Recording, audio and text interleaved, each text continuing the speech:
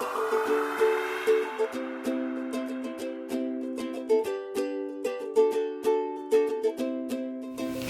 there, Courtney Murphy, Denver Metro Realtor here, and today I'm excited because I am going to do a video on a topic that I have wanted to do for years now, seriously years. And today I woke up and I was like, today I'm doing this video.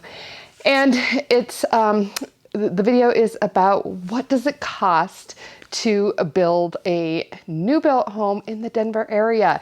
And I'm going to be talking about with the kind of the big box builders that you think of. This would include Richmond American Homes, Shea Homes, Toll Brothers, Taylor Morrison, KB Home, Tri-Point Homes, David Weekley. There's many more. Lennar, D.R. Horton, and I'm missing many, I'm sure of that, but not custom builder. We're not going into the custom route. That's completely different, but you know, the big box builders where you see their signs up and they have building these big communities, house after house. Let's talk about it because I often run into people that are a little bit confused about the process, the pricing of it, that the base prices often are nowhere near what the finished prices are. So let's just talk about it. Let's go. So the first thing is, let's talk about base prices. So base price is what it sounds like, the base price of the home.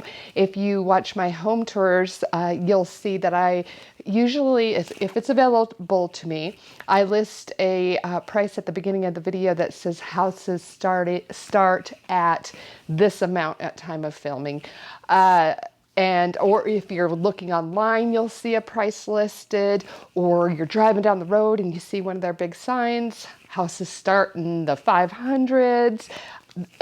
All those prices, they're talking about the base price, and that is the very starting price to get into the home. Now, can you buy the home for that much? No. So let's find out what other factors come into what actually comes to be your purchase price at the home, and talk about how you can get a good idea of where you can land and what to look at and what to think about. So after base price, I want to talk about the elevation. The elevation is the exterior of the home, how it looks.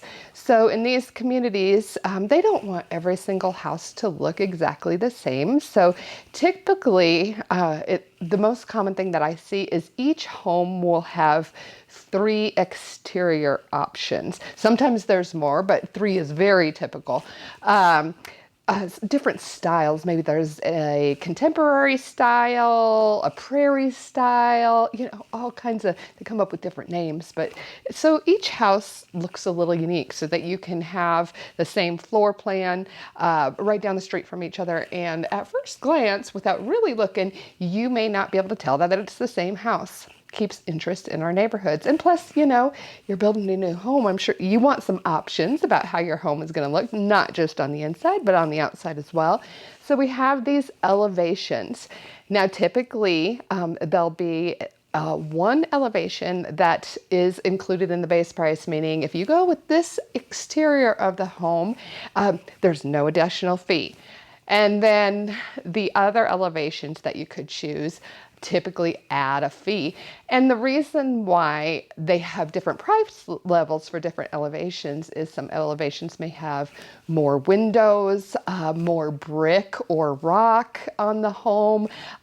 Some of them maybe have a front porch where another doesn't have a front porch. They really mix it up, and the additional prices for some of the different elevations account for the construction costs involved in building that elevation. So we have base price, and then we have the elevation cost, which you may or may not have. If you pick, like I said, if you pick that one that is included in the base price, you'll have no extra fee there. But if you go with one of the other styles, you'll have a fee for that elevation. The next thing that you need to consider, and that will add a cost to your purchase price, is lot fee. And this is can be one of the biggest additions to your cost. So you have to pay for the piece of land where you are having your house built. I can't give you an exact amount or even an estimate of what to figure in because lot fees vary greatly. I see lot fees for $5,000 and I have seen lot fees for $500,000. What makes the difference? Well, the better the lot, the more expensive it's going to be. Maybe anything that's usually backing to open space is going to cost you more money. That is a more desirable lot that more people are going to be wanting and willing to pay more for. Yeah, ones that are in interior that are backing to neighbors typically are going to be less money. Other things, maybe it's next to a park or on a corner. And also, what kind of basement does it allow for? And we're going to talk about basements next on the list, so I'm not going to go too far into that. But I do want to say that, so those really high lot fees, I see more in the luxury home market when your finishing prices are going to be, $1 million plus, more up in that range.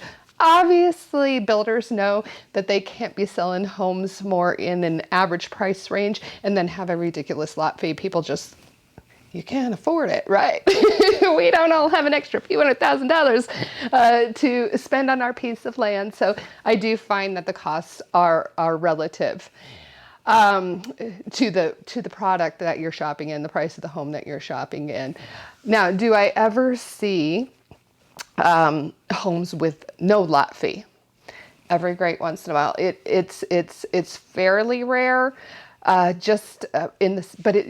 I do see it, it's a case where it's a lot that they may have a hard time selling. Maybe it backs to really big power lines, or something like that. That's the first thing that comes to mind. That's where I've probably seen it the most is it doesn't have the best view.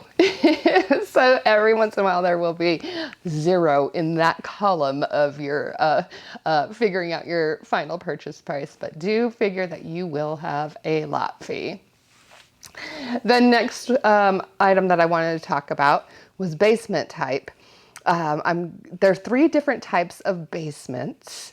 So we have an in-ground basement, completely underground. We have a garden level basement, and we have a walkout basement. The totally in-ground basement, that means none of your basement sticks out above ground. That's the cheapest in construction to build your basement. So if you have an in-ground basement, it's not going to add anything to the cost of your home. If you have a garden level, that's going to add a cost. Usually I see about $15,000 to $20,000. And actually, I'm going to talk about what garden level even means, because in Colorado, we're used to basements. If you're from here, this is all probably, this, but I deal with a lot of people, especially from California. No basements out there. You come here, you're excited about basements. So let's talk about what a garden level is. So the type of basement that you will have on your home depends on the elevation, altitude, how your lot slopes, okay? So on a flat lot, you will have an in-ground basement. Now, if your lot slopes, and it will be sloping down in your backyard, you would have a garden level basement or a walkout basement, and it's going to depend on how steep your slope is. A pretty gentle slope, you'll have a garden basement, and that means that part of the basement in the back of your home is going to stick out above ground, and you'll have some windows down there. It's nice that it lets in some extra light into your basement so it doesn't feel so basement-y. But it does cost more to build a garden level basement. So as I said, don't want to give you an exact price because different builders will have different prices. But I do typically see about $15,000 to $20,000 added on for a garden level basement. Walkout basements means the slope of your lot is great enough that pretty much most of your basement or all of your basement sticks out at the rear of your home. It's out of ground, totally above ground, allowing for a door. So hence the walkout basement. Usually you see the sliding glass doors. Love walkout basements because your basement really doesn't feel like a basement. You got a good number of windows, those walkout slider doors. Construction costs to build a walkout basement it's the most expensive though. I typically usually see something around 35, 40,000 additional costs if you have a home with a walkout basement. And as I said, depending on the lot you choose, that will decide what kind of basement you have. So you may love this lot over here that backs to open space, but it will require a walkout basement. Maybe you didn't want a walkout basement. You didn't want that extra 40 grand. You're not going to get that choice. Construction dictates that home on that lot has to have a walkout basement. So now not only maybe you're paying a premium for this lot because it backs to open space, now you got to also pay that construction cost associated with the walkout basement. So I often see that some of the biggest ticket items on building your new home is in relation to the lot you choose and the basement type. All right, moving on to structural options. The next thing that you'll be deciding once you pick your home and right when you're writing that contract with the builder are your structural options. Those are those first choices that you have about what your home's going to look like. Structural options include things like a covered patio, an extended patio, or a patio at all. Sometimes the patio is not included. You just get a little stoop in the backyard. Richmond's very well-known sunroom option, maybe the type of master bath you want. A lot of times you have the choice of having the 5-piece bath or the big spa shower. Maybe you want, instead of the loft upstairs, you want that to be turned into a bedroom or an office turned into a bedroom, or adding a bathroom, or finishing the basement. That's a big ticket structural item that you may choose. Air conditioning. You may not realize it, but not all homes include air conditioning. So I often see that sometimes that's an assumption, and we're sitting down with the salesperson going over structural options, and I'm like, what? Air conditioning's not included? Not always, not every builder, so it's good to check and see what's included and know that you may have an extra light item on your home for air conditioning. After structural options, the next step and the next things you'll be choosing for your home are electrical options. So that is, well, just like it sounds, whether you want to add additional outlets in your house, lighting.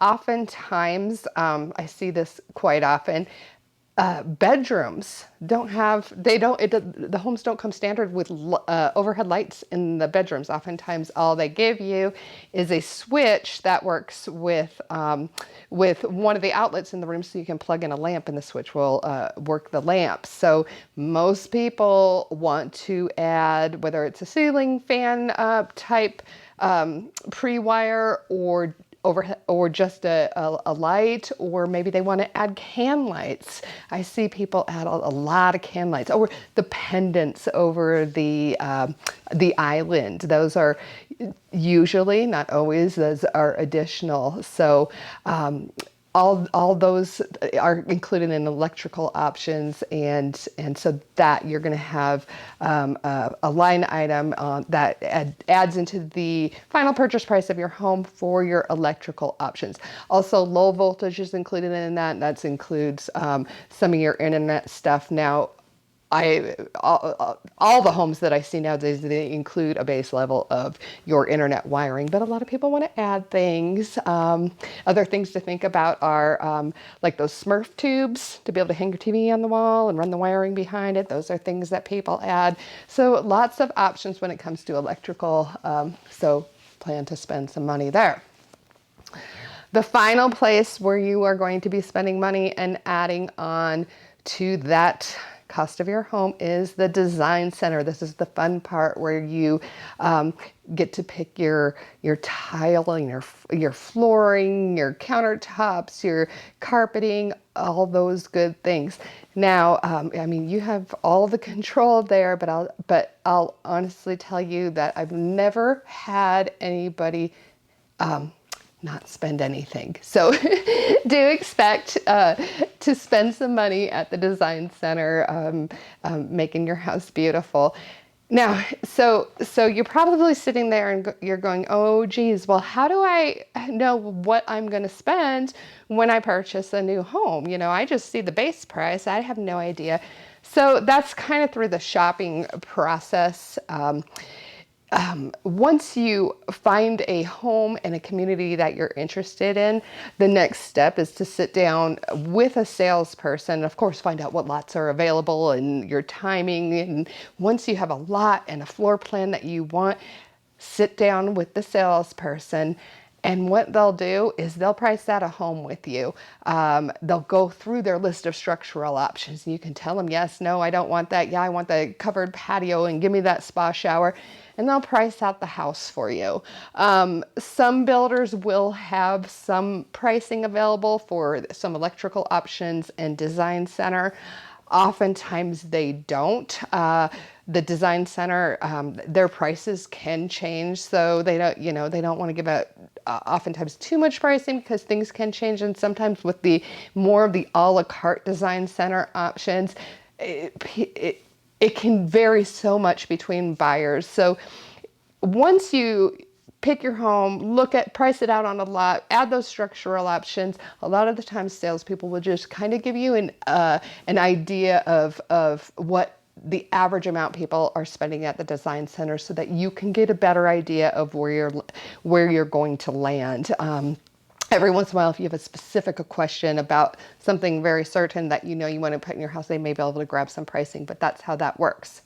I do also want to mention that that's where I can be a benefit to you as well, especially out of town or out of state buyers. A lot of times you may be gathering information online about different communities, different houses, and but looking at the base prices, like I said, you may have no idea where you may land. I'm always working in these communities. I think I have about 15 houses, I think, that I'm working with clients right now, having built. So I'm doing this all the time, pricing out houses, talking to the salespeople, what lots they have available, knowing about how much certain types of lots cost and those sorts of things. So, if you talk to me and tell me what kind of house you're looking for and what your budget is, I can help direct you to communities that are going to fit what you're looking for, fit your budget, and maybe recommend some that you didn't know about. Whereas you come to town house shopping, maybe you only have 2 days to look. You don't want to be wasting your time somewhere where you thought you could get in under budget and walk in only to find out that those houses that say they base prices start in, the 700s are actually selling well above $1 million. So I can definitely be very helpful when it comes to helping you kind of narrow down a list or suggest other communities. All right, want to hit on a couple more things. Inventory builders. Inventory builders are a little bit different. With inventory builders, you're going to have an easier time staying close to that base price. And what an inventory builder is, they are building... They kind of have a business model where they're building homes without a buyer in mind. So some places you go sit down and they don't start building the house until you actually do a purchase contract on the house. Then they start the house. Inventory builders have more of a focus on we're just building houses and selling them as they are being built. Now, most builders are kind of a combination of this. Usually in higher end homes, they do in communities, they do less inventory building. but in a little bit more average home prices. They do a combination of, yeah, they're taking people on as they're writing purchase contracts and starting houses that way. But instead of having any lows in construction, if they're not moving right along, they'll also be building homes that are readily available and being built at the same time. But we do have certain builders that are more focused on just building homes and selling them as they're building them, not necessarily as focused on those dirt builds. These homes are typically less customizable, sometimes not at all. So the common inventory builders in the Denver area are Lennar, D.R. Horton, and Century Communities.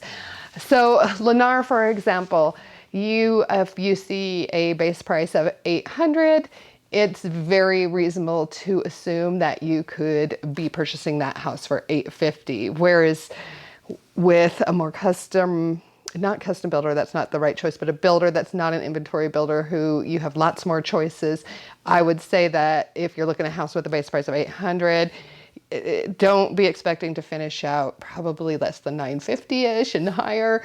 But with Lennar, they have less choices. For example, no design center. At least with Lennar in Denver, there's no design center. They have a limited amount of choices.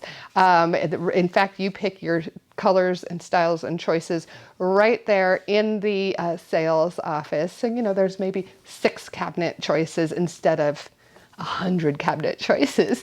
And that's too how it's kind of how they keep their prices down. They are buying the same items in mass quantities.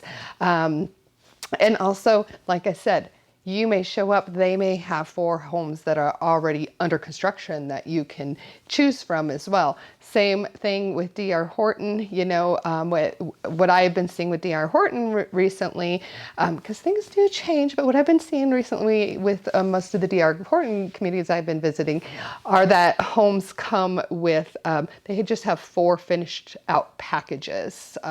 So you're not even like mixing up your cabinets and your flooring or anything like that. It's like you pick package 1, 2, 3, or 4. And some D.R. Horton communities I've seen don't even let you pick from a dirt start. They let their homes get to a certain point, then they marketed them.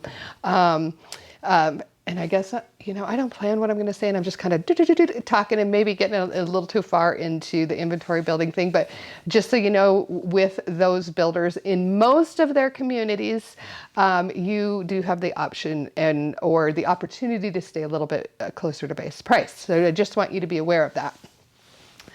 Next, so a couple of other things that I want you to be thinking about too is you do have some additional costs when you buy a new built house as opposed to a resale home.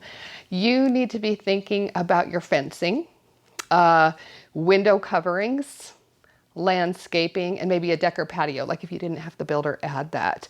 The items that I've listed can be pretty significant, so be sure to be thinking about that when you're building, and make sure you leave yourself money within your budget to complete those items. Sometimes the builders allow for you to choose a landscaping package for the backyard. Typically the front yard they do.